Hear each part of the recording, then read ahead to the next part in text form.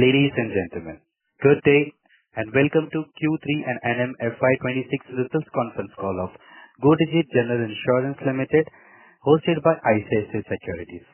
As a reminder, all participant lines will be on the listen-only mode, and there will be an opportunity for you to ask questions after the presentation concludes.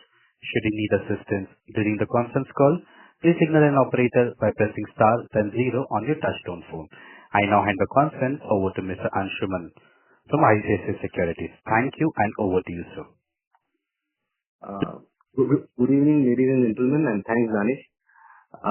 It's indeed an honor to host the senior management of DigitGeneral Insurance for their Q3 and 9-month FY26 results conference call.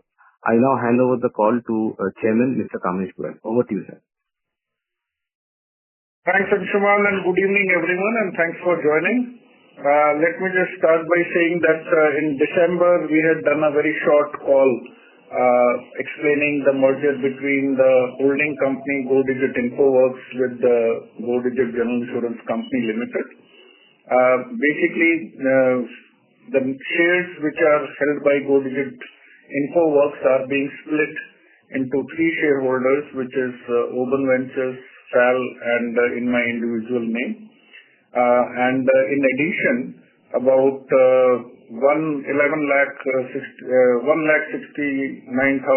shares, roughly about 0.03% of the shares are being issued at a price of about 375 rupees. The price at that time of Digit share was 343. So this will increase promoter shareholding by 0.03%. Other than that, there is no difference. The management stays the same, board stays the same, and the way the company is managed in terms of between the 2 promoters, that also stays the same. So I thought I'll just quickly cover that piece for benefit of people who did not join the call in December. Now moving to the deck which has been uploaded, coming to slide 4. As you know, this is our usual slide where we give gross written premium, market share in motor, and total, which is 3.4 and 6.5. How many products? So in detail now, and even otherwise, we have all kinds of products.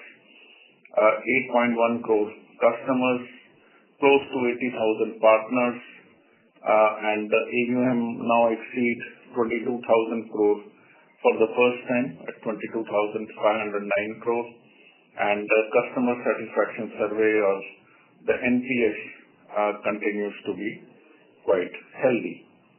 Moving to the next slide, and this is where I'll probably spend a bit of a more time. If you notice, this is the first time we are actually declaring the combined ratio under IFRS basis. When we say combined ratio under IFRS basis, what it means is that it is on net earned premium basis, not net written basis. Everything else is the same. The only difference is that acquisition cost, which is getting deferred here over the policy premium earned period. Similarly, the reinsurance commission, which is earned in Indian accounting, that is also upfront accounted for. That is also getting deferred during the policy period. We have not taken any benefit of discounting of reserves here in claims. So the claims ratio would exactly stay the same as IGAP because both are on NEP basis. Only the expense ratio now moves to NEP basis with the deferment of commission as well as income, which is also in the insurance getting deferred. Now, when we look at the premium income, the premium income stood at 2,500. In Q3, the premium is GDPI is about 2,557 compared to 2,115 crores, which is a growth of 20.9. On a gross written basis, the premium is 2,909 crore compared to 2,677, which is recording a growth of 8.7%. Now the question is why on growth on the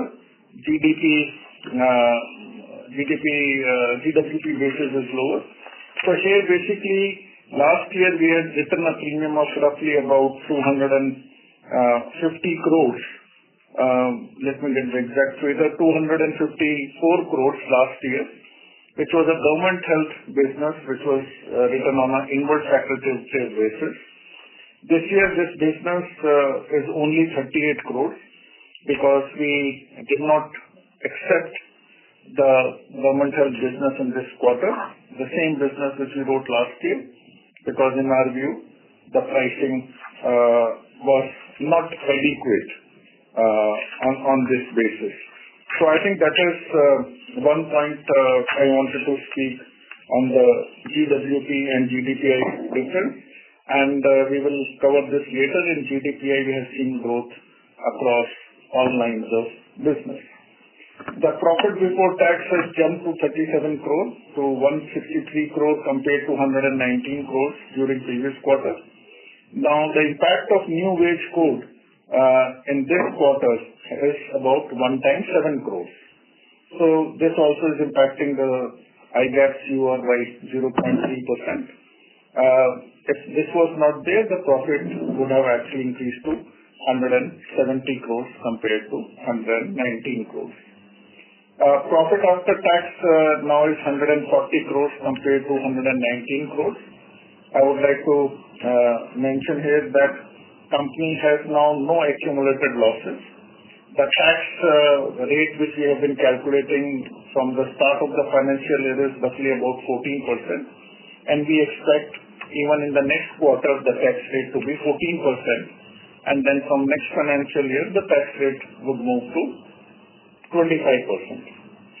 Now, I already explained what the combined ratio is. So, if you look at the combined ratio, in quarter 3 under IFRS basis, the combined ratio is 105, which last year in the same quarter was 106.2. So, there is an improvement of 1.2%.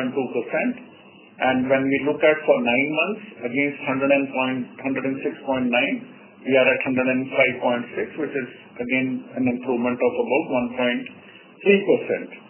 So that is something we thought that last time we had declared the debt figures, but we got feedback that we should start now declaring combined ratio etc. on that basis.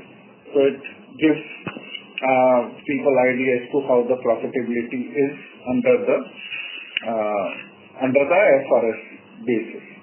Now in IFRS basis we also give DEC. We had started last time. The pre-tax DEC is about 2,403 crores. This will obviously benefit the IGAP books as we go forward because the future premium will get earned with the zero acquisition cost. So this is also something we are again giving the numbers so that if people who want to reconcile IGAP to IFRS results, it becomes easier for them. Our advance premium as of December 31st, 25 is about 2,949 crores, out of which motor is 26,205 crores and non-motor is 344 crores. So when we look at advance premium of motor, which is 2,605 crores, and we look at our motor premium for 9 months on a YTD basis, this is roughly about 7.9%. And when we look at this number which is declared by other companies, I think this is the highest advance premium in motor compared to the numbers which we have seen of companies which are declaring this. So this again, coming back to why this is happening in our case is about two-wheeler portfolio primarily, and I'll come to that in lot more detail in a later slide. AUM, as I said, have already increased to 22,500 crores, and compared to 31st December 24, this is an increase of roughly $357 billion, 335,100 crores, which is a growth of about 18.8%. Solvency is about 230% against required of 150, which is good. New business in two-wheeler only in this quarter 3 And you will remember that lower GST was introduced from 22nd September. Digit is a fairly large player on two-wheeler business. So our two-wheeler business only in Q3 grew by 47%, where collected premium in this quarter was 668 crore against 456 crore of last year. And this increase of 212 crore in premium in two-wheeler collected is impacting the P&L under IGAP by 84 crores in the quarter. And on the COR, the impact is about 3.9%. Now, this will actually give you an idea why there is a difference, primarily just by two-wheeler, between IGAP as well as on the IFRS results. So this again is something I think we have been speaking about the impact of two-wheeler business on this, but we thought we'll again give the exact numbers for the quarter because two-wheeler sales in Q3 have been very, very strong. Now moving to the next slide. Now I think here again if you look back at GWP growth, I had mentioned that our growth in this quarter, Q3 26, you can see in case of health, travel and PA is minus 31% on a quarter-by-quarter basis. In motor, OD, TP, fire, others, our growth rate is significantly better than the industry. But in case of health, travel and PA, the industry grew by 28.7%, while we de-grew by about 31%, essentially because of this reason. Again, just to repeat the numbers, last year we had booked 38 crores in government health in this quarter. Previous year and this year it's only 38 crores, and we management decided not to renew this book in view of the pricing. So if we remove this government health business from last year's base, then our growth on GWP basis also would be about 18.5%. Now, I think we also had a discussion last time during, questionnaire about premium retention. This quarter, you will see that we have also seeded some motor business for the first time, in the recent past. And we had also discussed last time that the exposures in some motor vehicles, like, for example, two-wheeler, electric vehicles, etc., is quite a lot. So this time, company decided to take some motor business reinsurance, essentially for protecting the tail risk.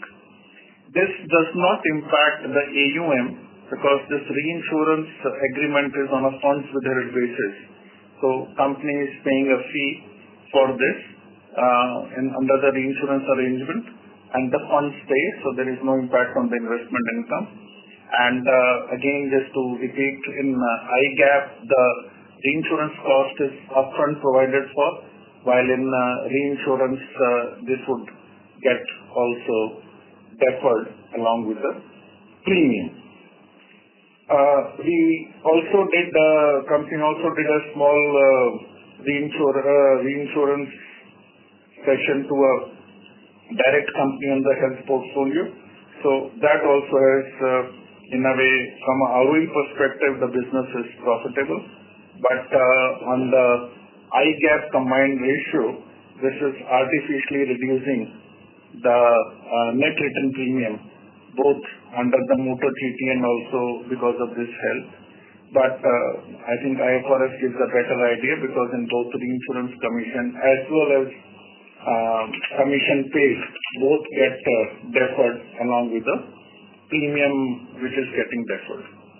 In terms of overall business mix, I think this has been quite a quarter for Digit, where in Q3, the motor business has touched 66% compared to 60% of last year, while industry's mix has remained same at 36% each. And the reason is that while two-wheeler business grew a lot, motor overall grew decently, but because of this 200 crores impact, slightly more than 200 crore impact on the GWP, also changed the business mix. Within motor in this quarter, now CV is an all-time low for Digit. So out of 100% of the motor business, private car now is 47%, two-wheeler is 34%, which will be probably the highest motor component amongst all the large companies, and CV is at all-time low of 19%. So I think again, maybe some of you are familiar that about 5 years back, CV used to be like 60%, 65% of our motor book. Now this is at 19%, and I think market dynamics and I think our management team's ability then to steer the business in the right cohorts just shows how the mix can substantially change in just a few years.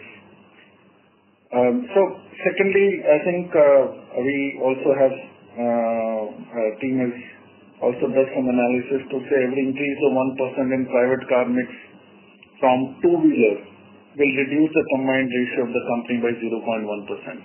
This is more again from a IGAP perspective, from a IFRS perspective. All these don't really make a difference. I'm just trying to look at the slide and see if there are any additional points, but if there are any additional questions, we'll cover them. Now moving to the next slide in terms of combined ratio. Now here you can see that the combined ratio mentioned is on the expense ratio and combined ratio is mentioned separately, and on the top we have the IFRS combined ratio. And as I already said, the net written premium in this quarter is lower because of some cession in group health and some reinsurance arrangement in motor, where funds have been withheld, so no impact on investment income, but the net written premium has reduced, which is artificially making the combined ratio in IGAP look bad, while IFRS the combined ratio is improving. Now we have already crossed in 9 months last year's total profit, and last year's you would recall that we were not paying any taxes at all. So from that perspective, I think this quarter has been good at 163 crore of profit, and with 7 crores one-time impact due to wage code, this number would have been 170 crores. Moving on, this is our AUM slide, and if you look at AUM, we have crossed 22,500 crores. Our overall yield on this is about 1.9% for the quarter. So there are no major capital gains, and even if you look at last quarter, our yield on fixed income was about 7.4 on an annualized basis, and this it is coming at 7.5, 7.6 on a 1.9 on a quarter basis. So investment income continues to be good, and AUM also growing on a quarter-by-quarter basis. Now, if you can look at the bottom figures, we have now, as of 31st December, unrealized gains of 686 crores, out of which equity portfolio have at 403, while other than equity have unrealized gains of 283 crores. So in 9 months, we have added close to about 2,750 crores and about 3,500 crores in the last 12 months. Moving on to the asset allocation side, I've already said that our equity is about 7.4. I think it was 7.3 in the last quarter, and we continue to have decent 81 bonds, and fixed income portfolio continues to be good. Again, as we have discussed in the past, solvency of the company is 230%, equity allocation is 7.4, and you would remember that in the last 12 months, we have actually almost doubled, close to double our equity allocation, and we have still some unrealized gains. So I think as and when market offers the opportunity, our equity allocation will go up. If market goes up substantially from here, we still have 7.4% of equity allocation. So I think on the asset allocation side, I would say now we are in a spot where irrespective of how the market moves, we'll see an opportunity to invest if it grows. Now moving on to loss ratios. Now when we look at the loss ratios, most of the loss ratios are broadly in line, but one area where loss ratio has increased in is motor OD.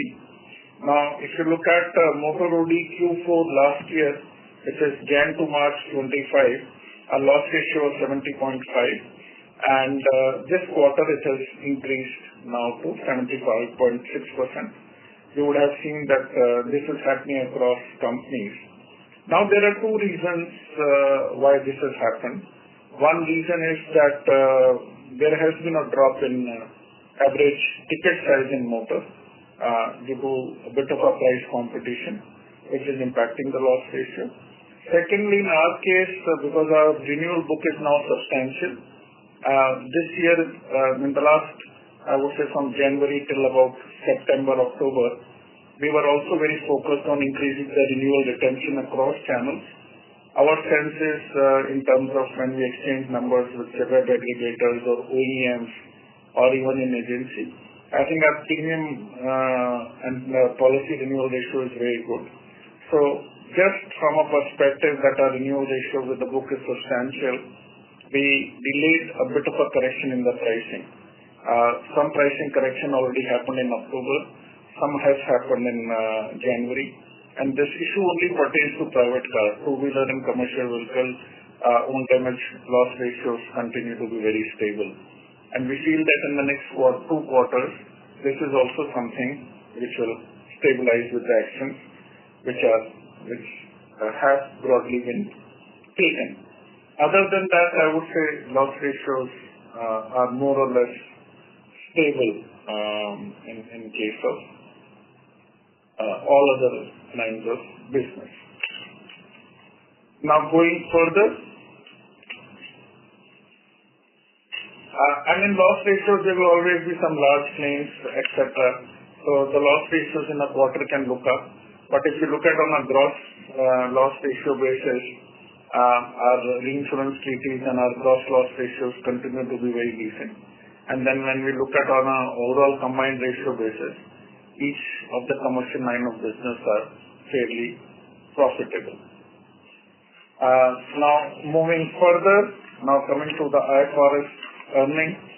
Now when we look at this IFRS earning, I also already explained that combined ratio doesn't take any benefit of the discounting of reserves.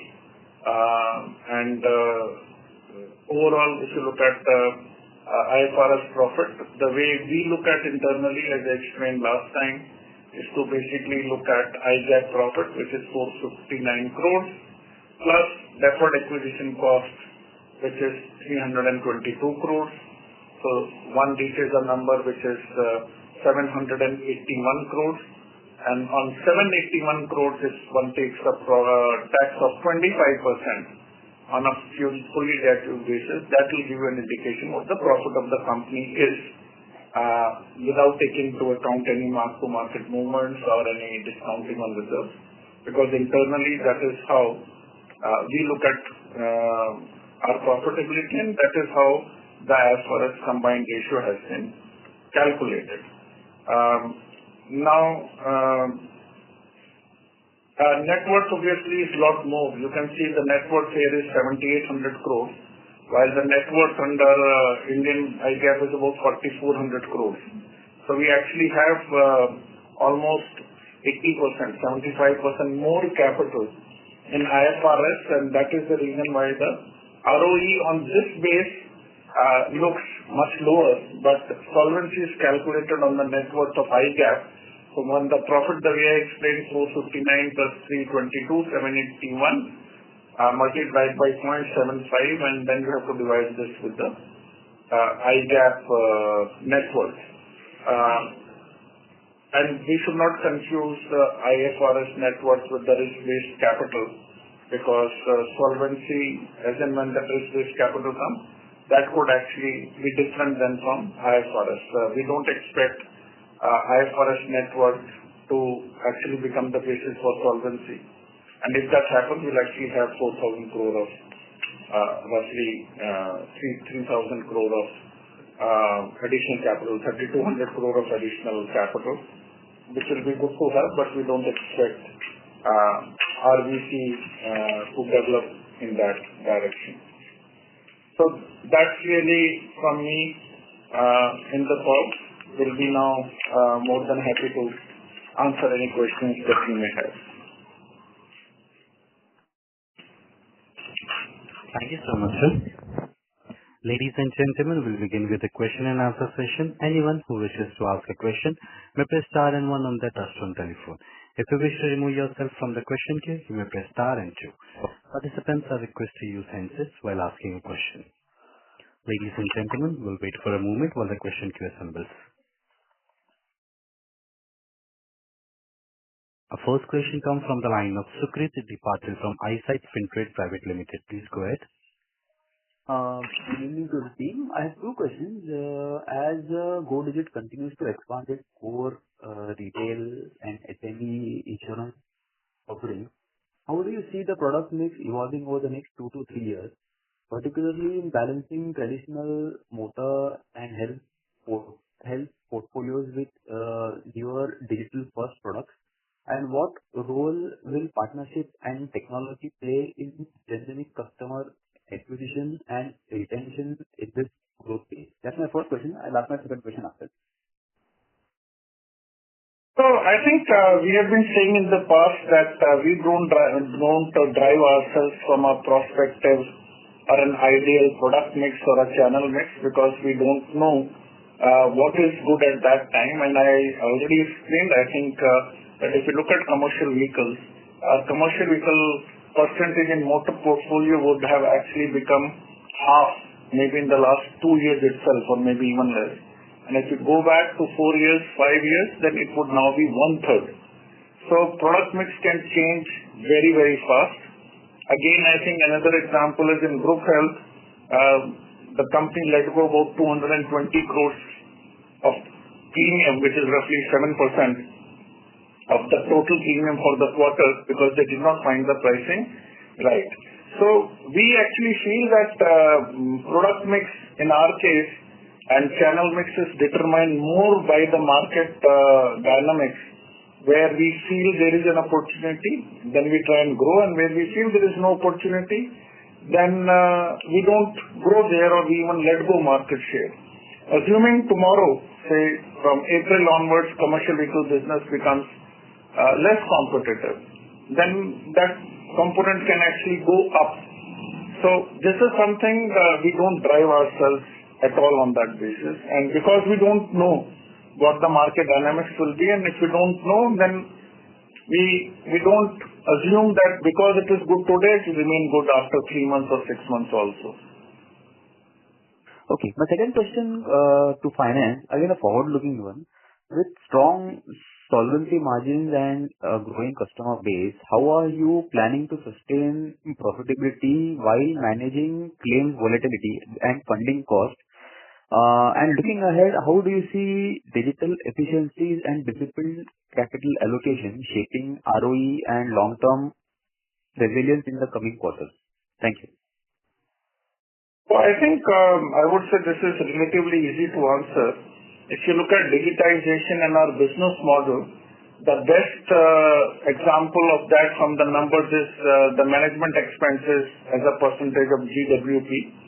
I think our management expenses are 7% to GWP, which is by far best in class. I think the nearest competitor would be above 9.5%. So the benefit of digitization, and this is something which is continuing. I've said in the past that we are very conscious that this benefit has come because the company has continuously invested in tech capabilities and digital capabilities. and company continues to invest on that front. I think when we look at from a capital allocation perspective at 230% solvency margin, if we move, for example, to 12.5% of our AUM in equity, and you would have a market drop of 20% in the equity market, our solvency, and I'm giving a rough calculation, I have not calculated it, would still be north of 180%. So there are two ways we will use this capital. One obviously is towards a more balanced asset allocation, because we are really biased as of now towards fixed income. And second is, can we take more retention in just where the profitability is most. For example, in large property risk, the loss ratios are always lower compared to the SME risk. Now, can we retain more business here because solvency is stronger here?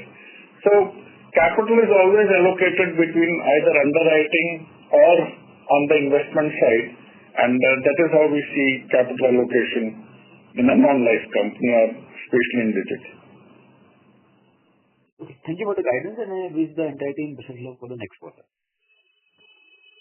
So we don't know what will happen the next quarter, and I think I'll say that since the time we have started doing our roadshows for the IPO, we actually don't give any guidance, because we don't know whether there will be an earthquake or there will be a flood, or suddenly in December we saw large amount of claims, especially due to fog, which happened suddenly.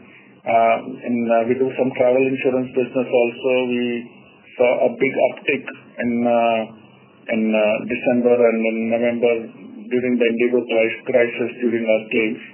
So it is very, very difficult for us to guess this. But we have covered this in the past, that if you go back to year 2023, if I remember, when we had some NatCat events and also some large losses, even at that time on the entire portfolio, the volatility on the entire loss ratio was much, much lower. So this volatility can be there on a quarter-to-quarter basis, but with our sort of a NEP, I think this is something which for the year will be a lot less volatile than it will be on a quarter-to-quarter basis. Thank you very much. Thank you. Thank you, sir. Our next question comes from the line of Supratim Datta from Jefferies. Please go ahead. Hi, thanks for the opportunity. My first question is, on the retention. Now, the retention has been coming down, and Kamesh were, very helpful in explaining, how some of the strategies have changed, particularly in motor and even on the health side.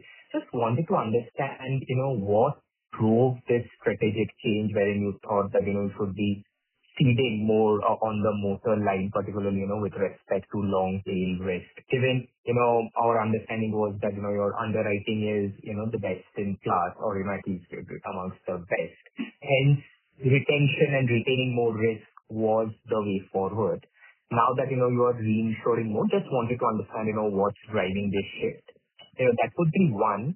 Secondly, when I look at the IFRS, accounts, you called out around 80 crores impact, due to the two-wheeler business and the growth in the two-wheeler business. However, when I look sequentially, the deferred acquisition cost has only gone up by around 20 crores. It's somewhere around 118 crores for this quarter. So just wanted to understand, is there any other difference, when we are looking at the DAC, it's not moving that much. So what's resulting in this dichotomy? Just wanted to understand that. Those were my two questions. Thank you.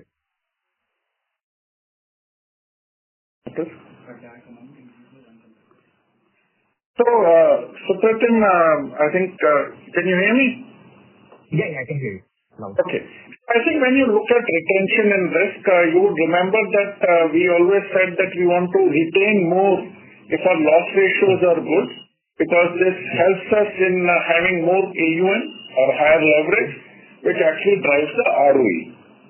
Now, when you look at motor example, because the premium is on a withheld basis, it is not impacting our investment leverage at all. And what has changed in this is that in the last two floods which we have seen, the recent one in Chennai and one in Calcutta, what we have seen is that electric vehicles can actually have like very, very high total loss comparison compared to the, I would say, petrol two-wheelers. So that is more like a tail risk, because as I already said that our market share in two-wheeler is very high, and in certain locations we probably would be number one or number two player. So the two-wheeler business is increasing a lot, and in some locations the number of two-wheelers we are writing is very high. So I think management decided that we could actually take some, it's like a tail risk option we have got, that in case something goes really wrong, that we have some protection. Now this is something which would change. For example, if we wait for another 3 quarters, because the monsoon season will typically start from July, and we see slightly different outcome, or if more technology or better technology comes where electric vehicles can be better repaired, as an example, this would change. So there is still a small cost which one has taken more from a tail risk protection. On the deck side, I think in third quarter the decks have increased by about 120 crores. And I think on the deck side, if you have more detailed questions in terms of development, you can always connect with us offline, because I think every quarter number we might not have immediately with us right now, Supratim. Sure, no problem.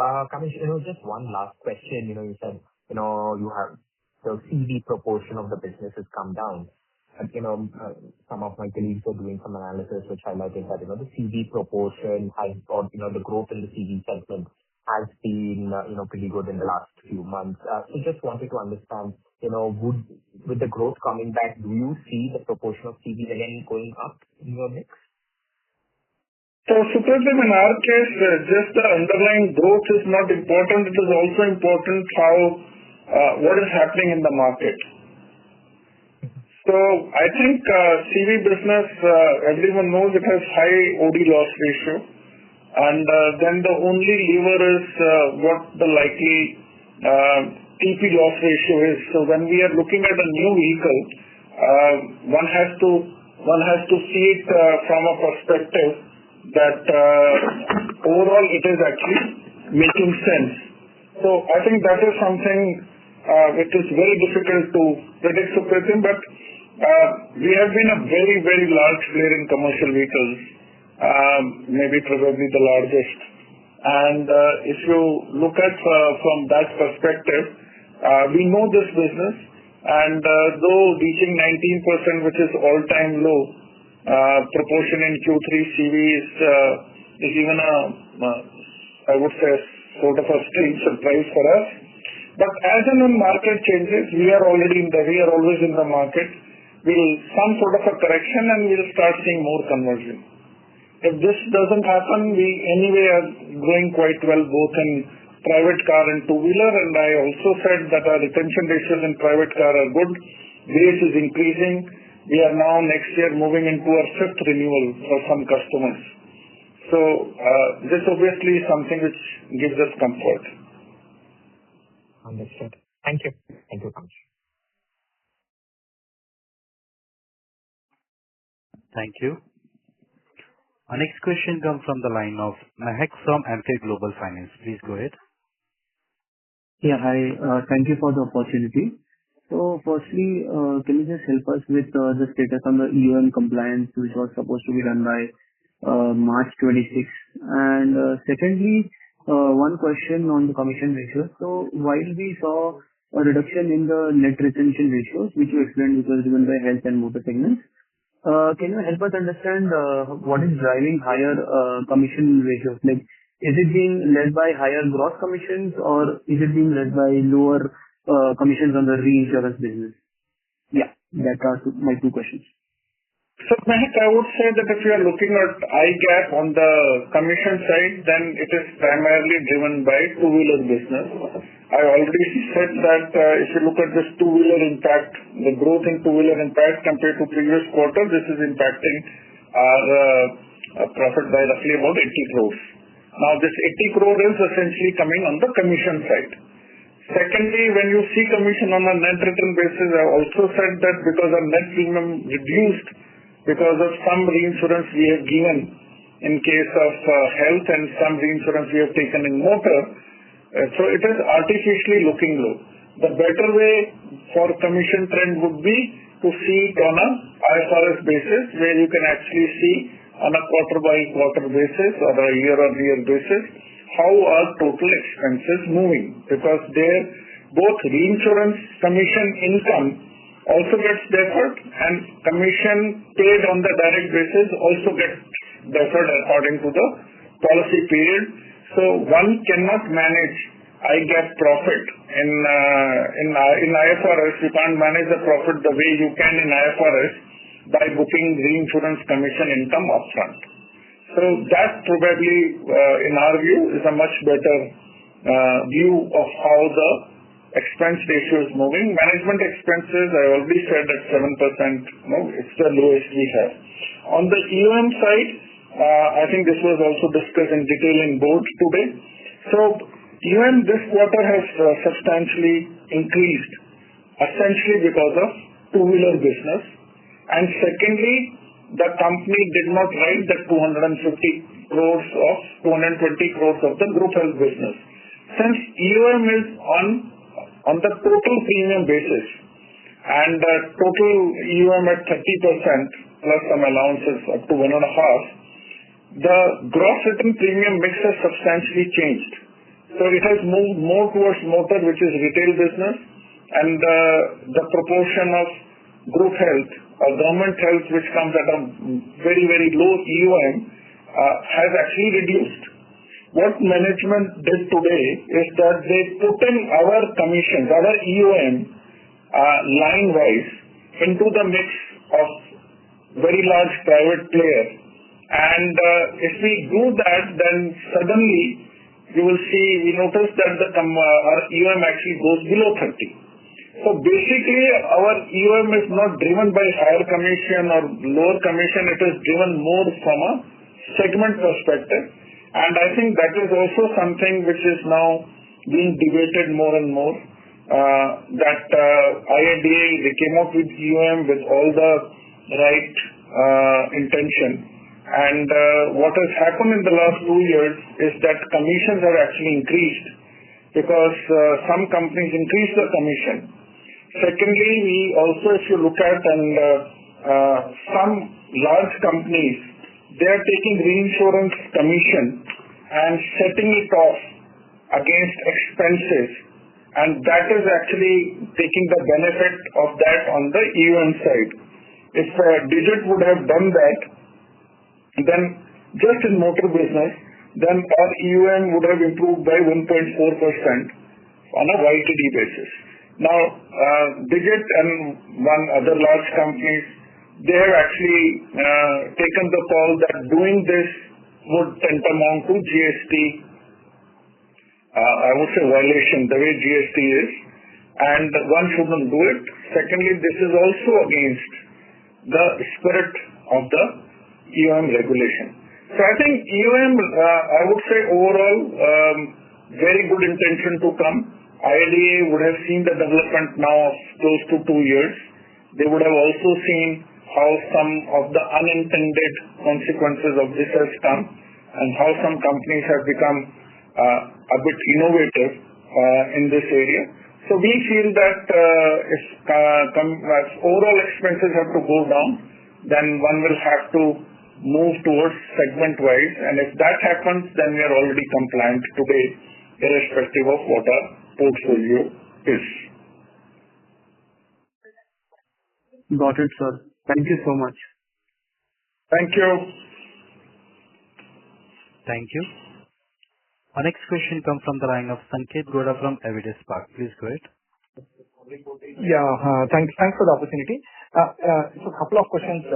If you would have not done this reinsurance in the two-wheeler electric segment, how much our profit would have been lower or how much core would have been impacted? We just want to understand on IGAP basis the extent of benefit you got because of this reinsurance you did in two-wheelers. So Sanket, this is more an expense item rather than a income item, because as I said, we have taken this year. As of now, there is no claims recovery in the TT yet. So we have paid a cost for the option. The option is not in the money yet. Okay. Q3 rather than reducing the profit rather than increasing the profit. And I hope it stays that way, because when you protect tail risk, you don't expect it to play in the next 6 months, 12 months, 18 months. This is more like as I said, we want to see maybe 1 or 2 more floods and then decide whether the option cost has to go down or we don't need the option at all. Understood, Kamesh. And second, maybe from a data keeping point of view, if you can tell me out of the total two-wheelers you do, how much is electric? Whether it is significantly higher compared to overall industry sales. And second, suppose the overall trend in the industry is moving more and more electric, then is it fair to say that, maybe assuming no significant change in technology, is it fair to assume that you will keep on doing reinsurance in this segment, and therefore the retentions in the motor OD business will keep on coming down? Not really, Sanket. So if you look at overall, our market share in EV would be similar to petrol. The share of EV in two-wheeler is increasing for the industry as a whole. If you look at two-wheeler data published by the Automobile Association, you will see the proportion increasing. Now, two things which are very interesting in the EV segment. One, if you look at in China, where most of the batteries are imported, the prices of batteries have actually come down this year compared to the last year.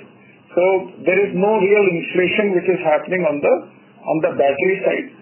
Secondly, in case of one manufacturer, we have already seen about during the Chennai floods that they could actually repair batteries even after the flood came. So our sense is that due to the overcapacity in the electric vehicle area, and all of us know that whether it is Europe or it is US, electric vehicles are not really increasing in proportion, and there is massive oversupply of battery manufacturing. Secondly, we have already started seeing one manufacturer actually do really well on the vehicle repair. And as very established two-wheeler players have started coming in who are big in petrol two-wheelers, we feel that this is something which will actually improve. Now the question obviously in case of two-wheelers is that when there is this sudden rain which we saw in Calcutta or in Chennai, a lot of two-wheelers can suddenly go underwater. And God forbid if you are insuring a lot of two-wheelers, then you could technically get into that sort of a loss scenario. But we are not doing any correction per se to say we don't want to increase our two-wheeler proportion. Obviously on the pricing side, we have started now making changes between ICE two-wheelers and electric two-wheelers. Understood. So Kamesh, out of the 100 rupees of two-wheelers, what proportion will be electric now for us? So, as I said, Sanket, we would be very similar to what the industry is. I don't have the figure offhand. But it's not that we are over or underweight on electric two-wheeler. We are consciously not going for it. Consciously, we are not avoiding it. So this is more a market development. And as I explained the last time, and the TP claims also, we have to really see how they will play in the electric two-wheeler, because the acceleration, the pickup, it starts going down specifically after year 3, and we will have 5-year insurance. So electric two-wheelers, I think both OD and TP, I would wait for 2 years before one would reach a conclusion that it is good or bad, because if TP it plays out the way one expects, then the TP loss experience might actually be better. So if it plays out in the way you believe, then whether there will be a big release in TP? No, I am saying because as the battery capacity goes down, as people get used to electric two-wheeler acceleration, across the world, one has seen that loss experience in TP improves over a period of time because people get more used to it, and the pickup of the battery, the acceleration also starts going down after year 3, year 4. So, yeah. So now, that is the reason I'm saying that we are comfortable where we are, but at the same time, we cannot be 100% sure that this will be bad. But one thing we feel we're looking at our data is without floods, we don't expect electric two-wheelers to be worse than petrol two-wheelers. That I would say we can make a statement on that basis without floods. Understood, Kamesh. And lastly, on the overall motor OD combined ratio, which you told in your initial remarks that it's more cars driven rather than other segments driven. But still, given you clearly told that two-wheeler contribution went up, in our view, motor OD two-wheelers is meaningfully very low compared to cars. Then if the mix is going two-wheeler favor, ideally the motor OD loss ratio should have improved. Is it fair to say that the advance premium float advantage which you get in two-wheeler, you are okay to compromise on motor OD loss ratio because from overall ROE perspective, it might be still positive? So, Sanket, I think the contribution of two-wheeler in overall OD premium is much lesser. And if you look at in private cars, new vehicles have lesser own damage loss ratio compared to older vehicles. Now, if you look at quarter 3, our mix is less in new vehicles in quarter 3 in private car. It is more towards renewals and others. So, as we have always said, Sanket, that in our case, we look at loss ratio plus acquisition cost together to look at whether the business is profitable or not profitable or what the underlying ROE is. So, I would again say that looking at any of this in isolation from a loss ratio perspective would give a conflicting picture. And you know that we don't try and manage the IRD combined ratio as per IGAP accounting combined ratio because we have gone on record last year and we demonstrated it in our February analyst meet that this is illogical. Combined ratio is high, but profit is improving even without capital gains. But if you see our IFRS combined ratio, which I think I will try to explain in a bit of detail, you can see that the improvement is happening. So, we don't want to artificially drive ourselves with a KPI which we fundamentally believe and we have demonstrated that it is wrong. You would also recall, Sanket, that at that time we showed you how some companies are managing IRD combined ratio by upfronting the insurance commission. Now that also you can't do in IFRS. So we would not look at IRD combined ratio, a KPI which we believe is wrong. We have demonstrated it is wrong, but we will drive ourselves to manage it from optics perspective. We will not do that. We have always said we drive ourselves on IFRS basis. We have been audited, getting our IFRS results audited. Now we have declared everything and what one would do under IFRS basis.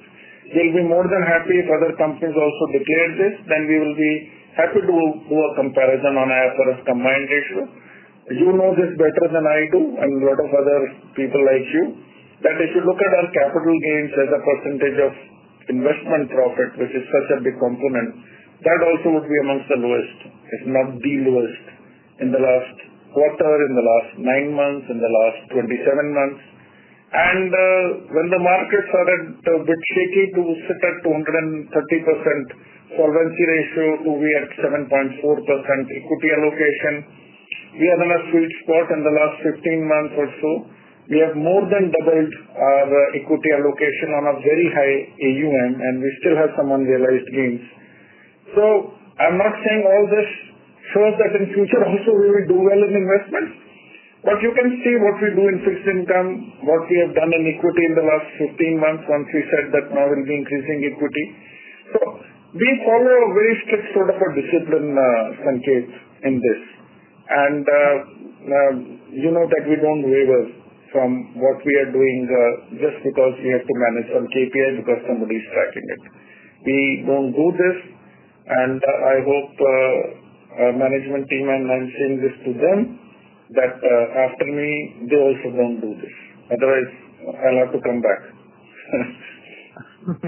Yeah, understood, Kamesh. And lastly, the probability of EOM going segmental way again, in your view, any opinion there? So, Sanket, I would say, and I think let's see, let's go by the facts. I don't think we should go by views here. So, as I have said repeatedly, for IRDA to contain and reduce the cost of insurance for end customer is something which everyone has to agree. There cannot be any disagreement. Secondly, despite this, the expenses have actually gone up.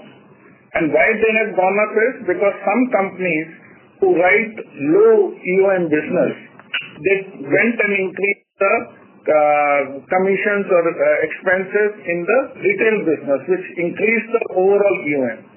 You have also seen, if you look at from different companies, on the loss ratio, and I'll just quickly finish, we'll have 3-4 more people to question. If need, we will extend it by 10 minutes, and sorry for that. If we see it from a EOM management perspective, we'll see that a lot of companies have written a lot of government health and group health business to manage EOM, and this is impacting their loss ratio.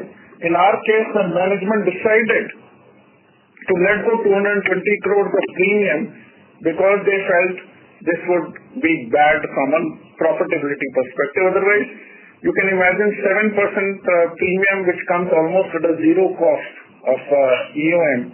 This would have changed the EOM substantially. So my sense is that regulator is very conscious. Insurance Act has also now talks about managing the cost of total expenses. From a customer's perspective, if I look at RBI report on financial stability, for the first time, they have covered this aspect very, very clearly. In fact, they have identified it as a stress in the insurance ecosystem.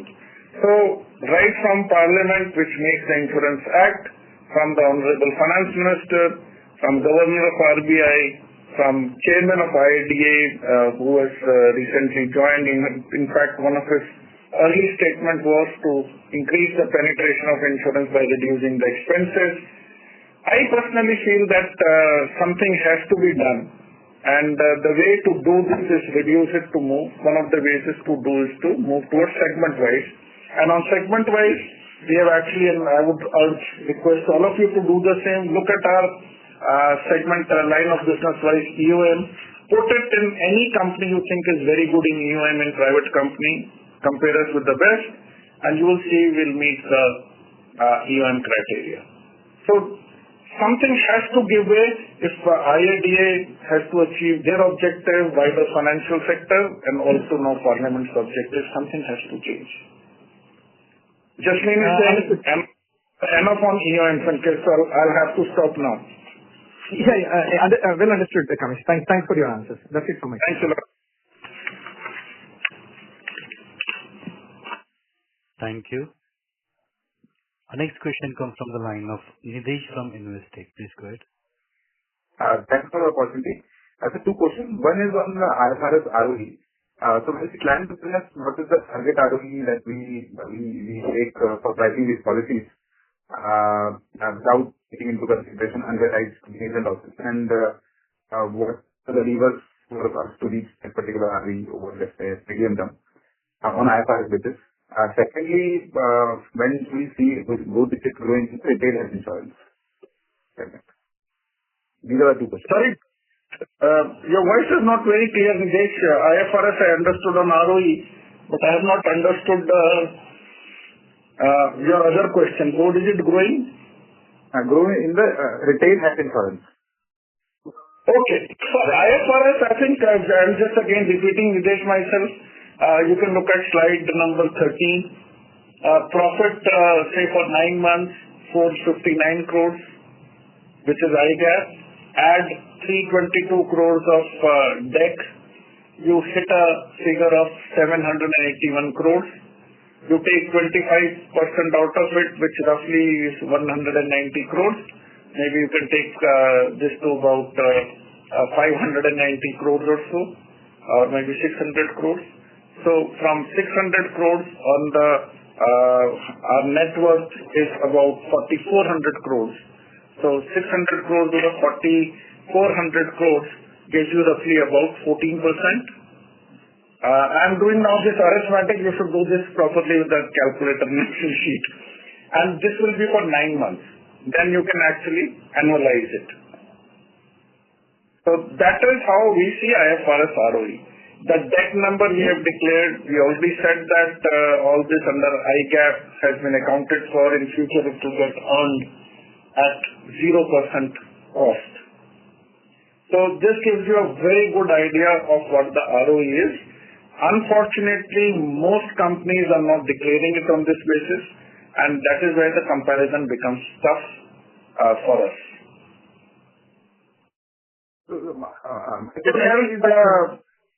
Retail health, again, I would say, and I think I don't want to repeat too much on this, is that we feel that, we said this already last year, we feel that one should start exploring this, and we have started exploring this. When exactly will it grow and how much will it grow by? Right now, I don't think we're in a situation to do that, but I think on a quarter-by-quarter basis, once once it becomes something which is like a trend, then that is something we can speak about at that time. Sure, sir. Thank you, sir. That is on my side. Thank you. Thank you. Thank you. Our next question comes from the line of Sobhi Sharma from HDFC Securities Limited. Please go ahead. Yeah, hi sir. Thanks for the opportunity. So my question is on the growth. So on the GDPI side, we have seen very strong growth over the last 9 months. So how should we think about it given we will have a stronger base for next year? And another thing is this growth is seen to be primarily driven by the broker channel on the motor side. So can you give us some color around the market share gains which we have on the OEM partnerships around that? Yeah. So I would say, I think we have said this in the past, that in a market where pricing is low, our growth rate we still expect to be, our ambition is to grow more than the market.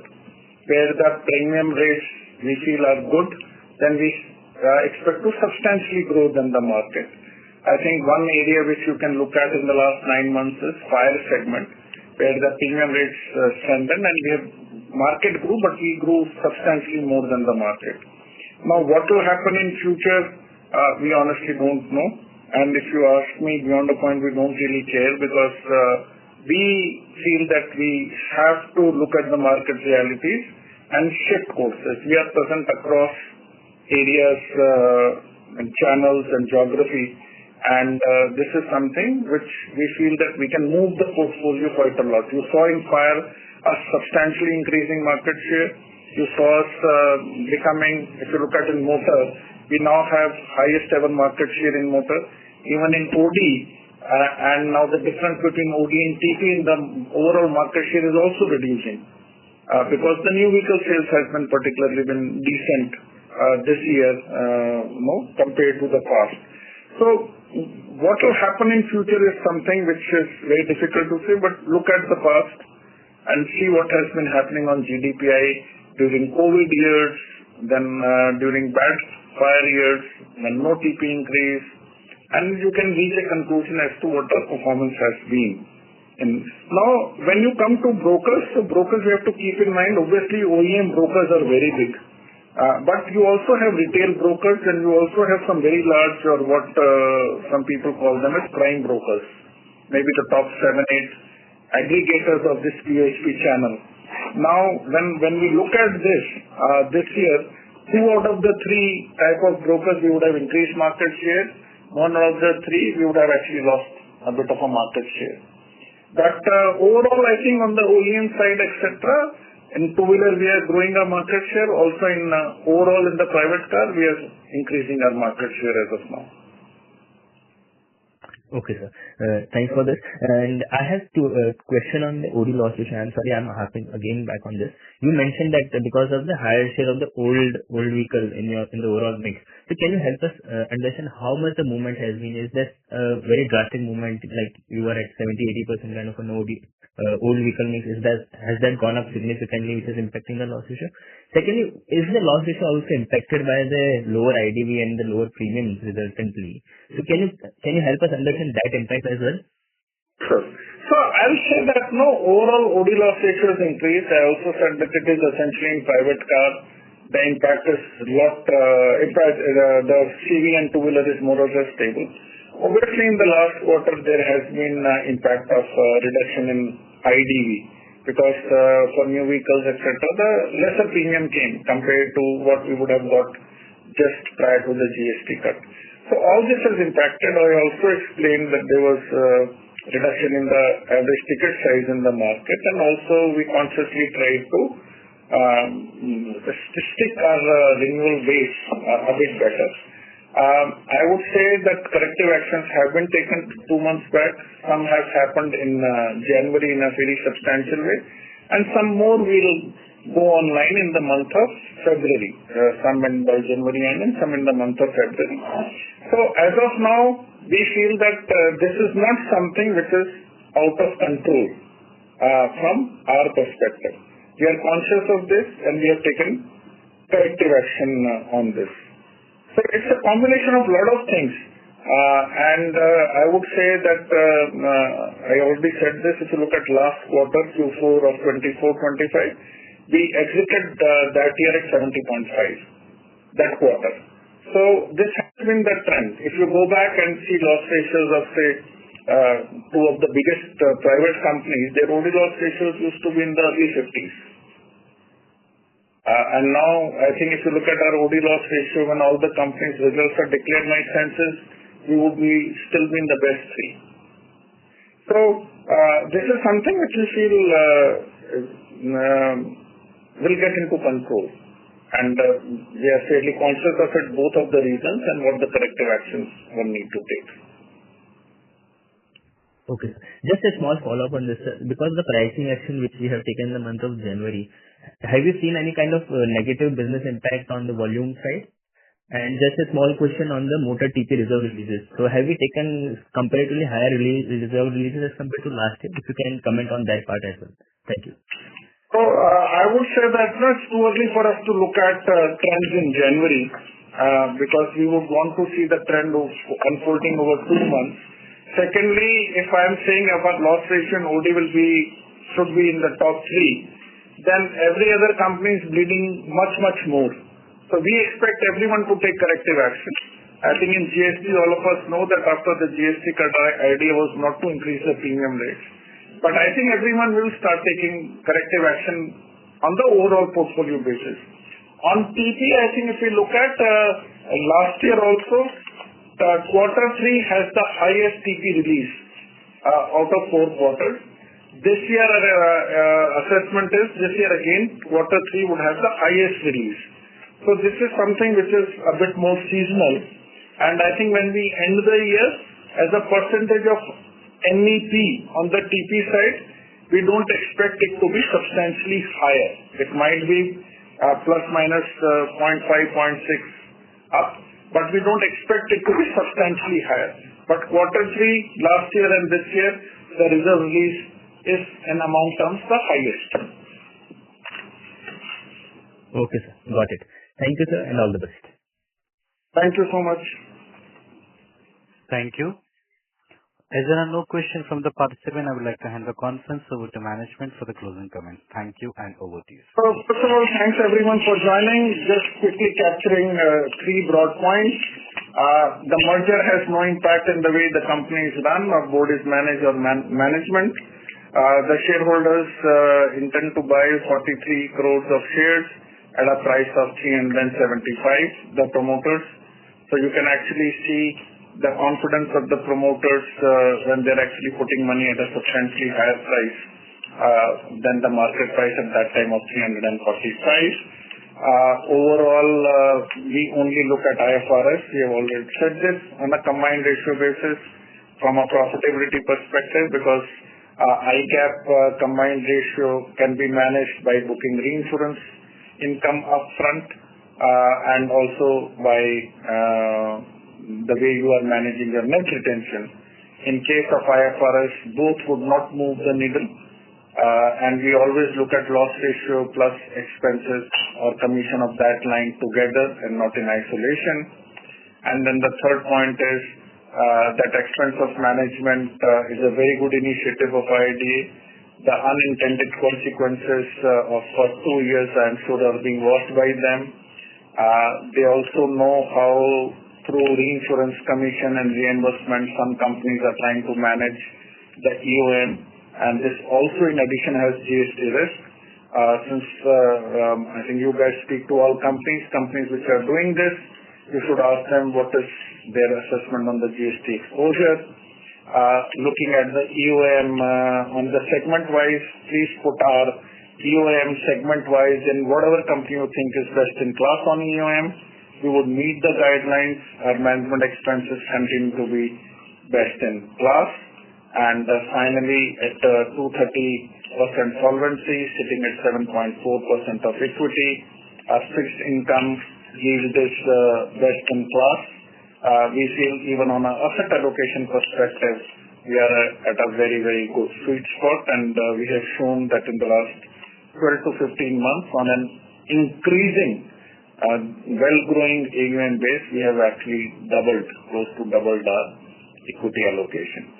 So we are now also watching the stock markets, and we have predefined buying levels and all of that in place. And I think we look at the coming months with a lot of hope and enthusiasm.